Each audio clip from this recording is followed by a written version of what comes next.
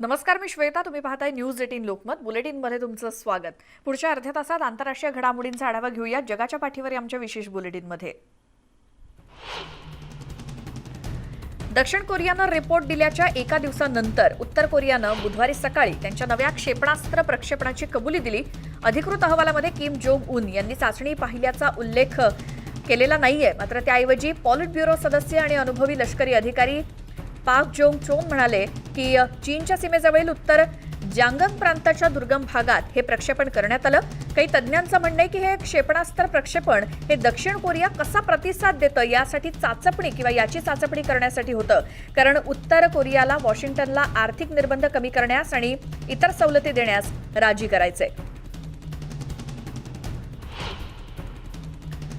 German CDU आणि CSU संसदीय गटाचे नेते राल्फ ब्रिंकहॉस हे सीडीयूचे नेते आर्मिन लाशेट आणि सीएसयूचे नेते मार्कस सोडर यांच्या प्रस्तावानुसार नेहमीप्रमाणे 1 वर्षासाठी नाही तर 7 महिन्यांसाठी पुन्हा निवडले गेलेत.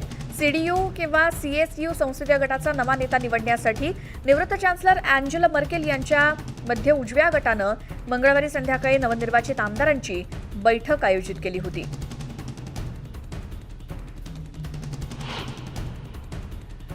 अफगाणिस्तानातून सैन्य माघारी घेतल्यानंतर प्रथमच संरक्षण सचिव लॉर्ड ऑस्टिन यांनी मंगळवारी लष्कराच्या काबूलमधून उड्डाणपुलाच्या हवाई हल्ल्याबाबत वक्तव्य केलं आणि त्यात असं सांगितलंय की अफगाणिस्तानकडून भविष्यातील धोक्यांना रोखणं कठीण असलं तरी ते पूर्णपणे शक्य आहे.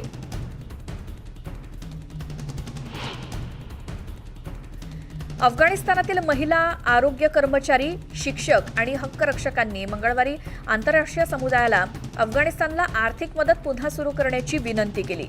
अकिला नूरी या शिक्षिकेनं राजधानी काबूलमध्ये एका पत्रकार परिषदेत सांगितलं की 1,20,000 महिला शिक्षिका आणि जवळपास 14,000 महिला आरोग्य सेवकांना मागच्या 2 ते 3 महिन्यांपासून त्यांचं वेतन मिळालेलं नाही. त्या म्हणाल्यात की आम्ही आंतरराष्ट्रीय समुदाय, जागतिक बँका आणि आंतरराष्ट्रीय मानवतावादी संस्थांना आवाहन करतो की त्यांनी अफगाणिस्तानला दिलेली मानवतावादी मदत स्थगित करू नये. या कठीण काळात अफगाणिस्तानला एकटं सोडू नका.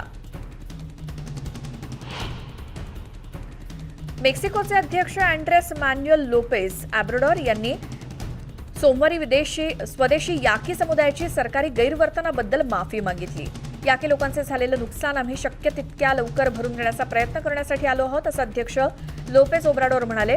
लोपेज ओब्राडोर यांच्या प्रशासनानं जवळपास 500 एकर म्हणजे 3,000 हेक्टर जमीन या समुदायाला परत करण्यासाठी आणि जॅकी नदीचं अर्ध पाणी स्वदेशी लोकांसाठी राखीव ठेवण्यासाठीच्या करारांवर स्वाक्षरी केली. दक्षिण आफ्रिकेतील 3 सर्वात मोठ्या राजकीय पक्षांनी 1 नोव्हेंबर 2021 रोजी होणाऱ्या स्थानिक स्वराज्य संस्थांच्या निवडणुकांपूर्वी मतदारांना आकर्षित करण्यासाठी त्यांच्या पक्षाचे जाहीरनामे प्रसिद्ध केले. 1994 मध्ये दक्षिण आफ्रिकेच्या वर्णभेदाच्या राजवटीपासून मुक्ती मिळाल्यापासून आफ्रिकन नॅशनल काँग्रेसच सत्तेवर आहे. कोरोनामुळे मेळावे घेण्यावरती सध्या बंदी असल्यामुळे, प्रचारावरती बंदी असल्यामुळे आकर्षक जाहीरनामे प्रसिद्ध करण्याचा राजकीय पक्षांचा हा प्रयत्न.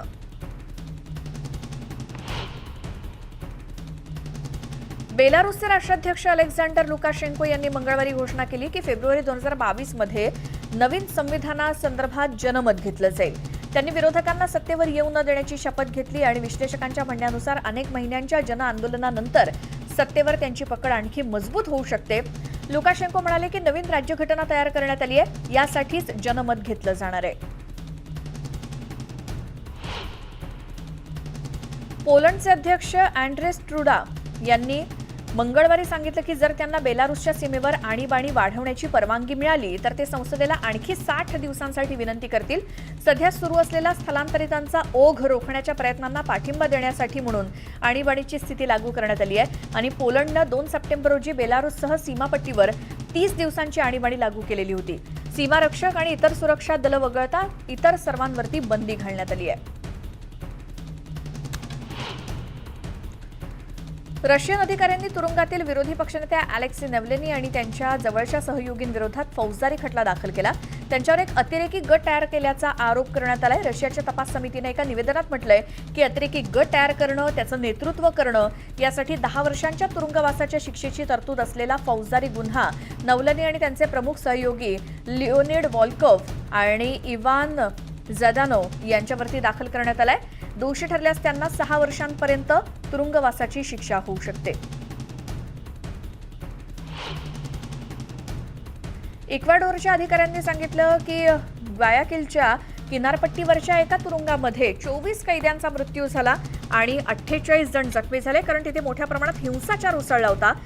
तब्बल 5 तासांनंतर प्रादेशिक कारागृहावरती नियंत्रण मिळवण्यात पोलीस आणि लष्कराला यश आलं. हिंसाचारात गोळीबार झाला, चाकू आणि स्फोटांचा समावेश होता. लॉस लोबोस आणि लॉस चोनेरोस या तुरुंगातील टोळ्यांमधल्या वादामुळे हा हिंसाचार झाला असं अधिकाऱ्यांनी सांगितलं. तुरुंगाच्या खिडक्यांमधून धूर दिसत होता, गोळीबार होत होता, स्फोटकांचे स्फोट होत असल्याचं सुद्धा दिसून आलं. तुर्की समर्थित विरोधी सेनानींच्या ताब्यात असलेल्या उत्तर सिरियातील एका शहरात मंगळवारी 2 स्फोट झाले. त्यात 2 जण ठार झालेत, 18 जण जखमी झाले. उत्तर सिरियातील जराब्लस शहरात जखमी झालेल्यांमध्ये 4 मुलं आणि 2 महिलांचा देखील समावेश आहे. ब्रिटिश स्थित Syrian observatory for human rights या विरोधी युद्ध मॉनिटरनं सांगितलं की स्फोटकांनी भरलेल्या एका मोटरसायकलमुळे हा स्फोट झाला. मार्च 2011 मध्ये सुरू झालेल्या सिरियाच्या संघर्षामुळे शेकडो हजारो लोक आतापर्यंत मरण पावलेत आणि युद्धाच्या आधीच्या देशाची 23 दशलक्ष लोकसंख्या विस्थापित झाली, ज्यात युद्धग्रस्त देशाबाहेर 5 दशलक्षाहून अधिक निर्वासितांचा समावेश आहे. अमेरिकेचे परराष्ट्र मंत्री अँटनी ब्लिंकन यांनी डोमिनिकन रिपब्लिकच्या परराष्ट्र मंत्र्यांचं मंगळवारी वॉशिंग्टनमध्ये स्वागत केलं. रॉबर्टो अल्वारेज आणि ब्लिंकन यांच्यामध्ये दोन्ही देशांमधील आर्थिक संबंध आणि या भागातील लोकशाहीसाठी सामायिक बांधिलकीबद्दल चर्चा होणं अपेक्षित आहे. ब्लिंकन आणि अल्वारेज यांच्यामध्ये हैतीमध्ये सुरू असलेल्या समस्यांवर तसंच कोविड-19 समन्वयावर देखील चर्चा होणं अपेक्षित आहे. स्वीडनचे पंतप्रधान स्टीफन लोफवेन यांनी एका शक्तिशाली स्फोटानं प्रभावित झालेल्या लोकांबद्दल सहानुभूती व्यक्त केली, कारण या स्फोटात 20 लोक जखमी झाले. मंगळवारी आणखी शेकडो लोकांना बाहेर पडावं लागलं. या स्फोटाचा संपूर्ण गोटेबोर्ग आणि आपल्या संपूर्ण सोसायटीलाही धक्का बसल्याचं स्वीडिश नेत्यानं सांगितलं. स्वीडनचं दुसरं सर्वात मोठं शहर असलेल्या मध्य गोटेबोर्गमधील ॲनेडेल जिल्ह्यामध्ये पहाटे 5च्या सुमारास हा स्फोट झाला. या स्फोटामुळे लागलेली आग अनेक अपार्टमेंटमध्ये पसरली आणि स्थानिक अग्निशमन विभागाचे कर्मचारी सकाळपर्यंत आग विझवण्याचं काम करत होते. ब्राझिलियन आरोग्य सेवेनं सध्या वृद्ध नागरिकांच्या आरोग्यावरती लक्ष केंद्रित केलं आणि कोविडच्या उपचारांमध्ये प्रभावी नसलेली औषधं लिहून दिल्याबद्दल काही डॉक्टरांना लक्ष केलं गेलंय. कोविड रुग्णांना क्लोरोक्विन हे औषध लिहून द्या, अन्यथा नोकरी गमवा, असं डॉक्टरांना सांगण्यात आलं.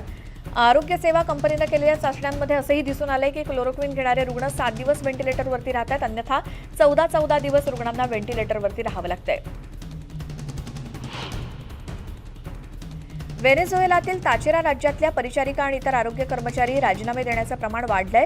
सॅन क्रिस्टोबलमधल्या मुख्य हॉस्पिटलमधून कामाचा अतिताण आणि तुटपुंजा पगार ही त्यामागची मुख्य कारणं आहेत.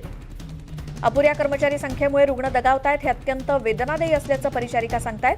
परिचारिकांना प्रति महिना $2 ते $3 इतका कमी पगार आहे आणि व्हेनेझुएलामधील पगार स्थानिक बोलिव्हर चलनामध्ये निश्चित केले जातात, पण किमती त्यांच्या डॉलरच्या मूल्यांवरती आधारित असतात. कमी पगाराव्यतिरिक्त कामाचे वाढते तास, प्रचंड थकवणारं काम, त्यामुळे राजीनामा देण्याचं प्रमाण वाढलंय. त्यात गेल्या 18 महिन्यात कोरोना संक्रमणामुळे कामाचा ताण देखील प्रचंड आहे. चिली देशामध्ये सोमवारपासून 6 ते 11 वयोगटातील विद्यार्थ्यांसाठी सोमवारपासून शाळांमध्ये लसीकरण सुरू करण्यात आलं. त्यांना चीनची निर्मिती असलेल्या सिनोवॅक लस दिली जाणार आहे. यासाठी त्यांच्या पालकांची लेखी परवानगी आवश्यक आहे. 12 ते 18 वर्षांच्या मुलांचं लसीकरणही सुरू आहे. या वयोगटातल्या 15 लाख मुलांचं डिसेंबरपर्यंत लसीकरण पूर्ण करण्याचं लक्ष्य आरोग्य विभागासमोर आहे. चायना मेनलँडमध्ये मंगळवारी 11 जणांना स्थानिक संक्रमणातून कोरोनाची लागण झाल्याची माहिती आरोग्य विभागानं दिली. हेलऑनजियांग प्रांतामध्ये 8 तर झिएमन शहरातल्या 3 यात समावेश आहे. बाहेरून आलेल्या 14 जणांना कोरोनाची लागण झाली आणि यात युनानच्या 8, शांघाय आणि फुजियानमधल्या 2 समावेश आहे. जपानमध्ये कोरोना संक्रमणाचं प्रमाण कमी झाल्यानं सध्या लागू करण्यात आलेली आणीबाणीजन्य स्थिती या आठवड्यात संपुष्टात येईल असं पंतप्रधान योशिहिदे सुगा यांनी जाहीर केलं.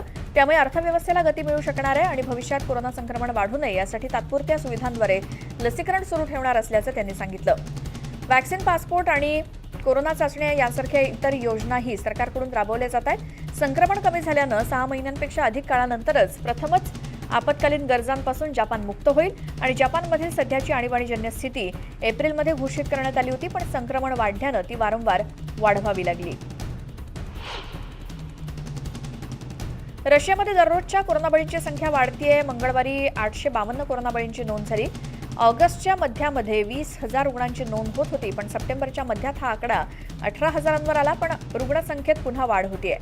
गेल्या गुरुवारपासून दररोज 21,000 रुग्णांची नोंद झाली. उत्तर कॅलिफोर्नियातलं तापमान काहीसं कमी झालं आणि वाऱ्याचा वेगही मंदावल्यानं वणवा विझवण्यासाठी प्रयत्न करणाऱ्या अग्निशमन दलाच्या जवानांना दिलासा मिळालाय. वणव्यामुळे हजारो नागरिक विस्थापित झाले. 150पेक्षा अधिक इमारतींचं नुकसान झालंय. आग लावल्याच्या संशयावरून 30 वर्षांची महिला अलेक्झांड्राला अटक करण्यात आली. ही आग 322 किलोमीटरपर्यंत पसरली आणि हीच महिला इतर ठिकाणची आग भडकवण्यात सहभागी होती का याचा देखील तपास केला जातोय. पर्यावरण कार्यकर्ती वेनेसा नकाटे ग्रेटा थनबर्ग यांनी जागतिक नेत्यांवर जोरदार टीका केली. पृथ्वीचं रक्षण करण्यासाठीचा निधी उभारण्यात गरीब देशांना मदत करण्यात अपयशी ठरल्याची टीका त्यांनी केली. इटलीची आर्थिक राजधानी मिलानमध्ये युथ फॉर क्लायमेट समिटसाठी 180 देशांमधून 400 पर्यावरणवादी कार्यकर्ते एकत्र आलेत. स्कॉटलंडमध्ये 31 ऑक्टोबरला संयुक्त राष्ट्रांच्या हवामानविषयक परिषदेत तरुण पर्यावरणवाद्यांच्या शिफारसी पाठवल्या जाणार आहेत. अमेरिकेतल्या सभागृहाच्या अध्यक्षा नॅन्सी पेलोसी यांनी हवामानातील तरतुदींवरती प्रकाश टाकला आणि बिल्ड बॅक बेटर उपक्रमामध्ये उत्सर्जन कमी करण्याची गरज असल्याचं पेलोसी यांनी स्पष्ट केलं. अमेरिकेला पर्यावरणपूरक उत्सर्जनाबद्दल भूमिकेसाठी कायदा केला जाऊ शकतो, तसंच इतर देशांनाही मदत करू शकतो असं मत त्यांनी व्यक्त केलं. ग्रीसमध्ये भूकंपग्रस्त ठिकाणाला पंतप्रधान मिट्सोटाकिस यांनी भेट दिली आणि भूकंपामध्ये एका नागरिकाचा मृत्यू झाला तर अनेक जण जखमी झालेत.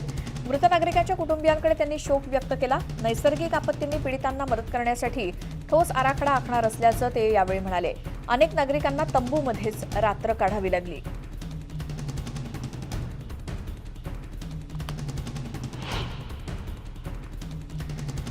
आणखी काही आंतरराष्ट्रीय घडामोडी पाहूयातच, मात्र एका छोट्याशा ब्रेक नंतर पाहत राहा जगाच्या पाठीवर.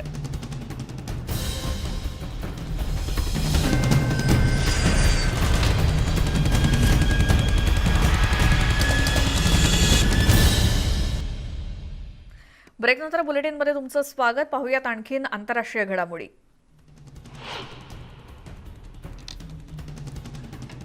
कायदेशीर, सुरक्षित आणि मोफत गर्भपातासाठी परवानगी मिळावी यासाठी हजारो महिला गुरुवारी लॅटिन अमेरिकेतील आंदोलनामध्ये सहभागी झाल्या होत्या. व्हेनेझुएला, मेक्सिको, पेरू, चिली, कोलंबियामध्ये अशाच प्रकारे आंदोलनं करण्यात आली. यावेळी मोठ्या प्रमाणात पोलीस बंदोबस्त होता.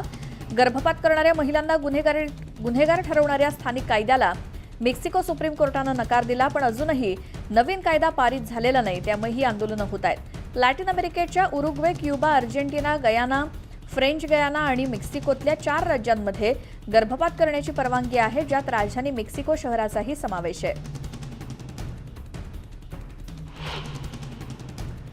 टोकियो ऑलिम्पिक आणि पॅरालिम्पिक खेळांच्या यशस्वी आयोजनानंतर आयोजकांची कार्यकारी मंडळाची पहिली बैठक मंगळवारी झाली. जागतिक स्तरावर कोरोनासारखे संकट असतानाही अशा कार्यक्रमांचं आयोजन होऊ शकतं, हेच यातून दाखवून दिल्याचं अध्यक्ष सेको हाशिमोटो यांनी सांगितलं.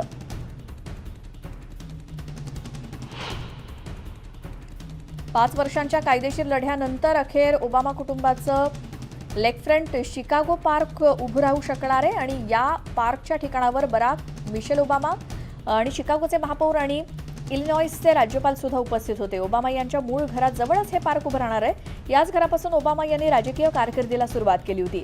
द ओबामा प्रेसिडेन्शियल सेंटर उभं राहण्यासाठी 5 वर्षांचा कालावधी लागणार आहे.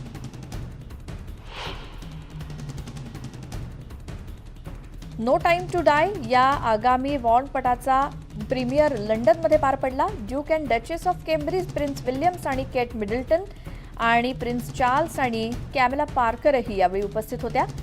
रॉयल अल्बर्ट हॉलमध्ये प्रीमियर पार पडला. कॅरी जोजी फुकुनागा दिग्दर्शित या चित्रपटामध्ये डॅनियल क्रेग यांनी जेम्स बॉन्डची भूमिका साकारलेली आहे. कोरोना संकटामुळे सिनेमा थोडा उशिरा प्रदर्शित होतोय.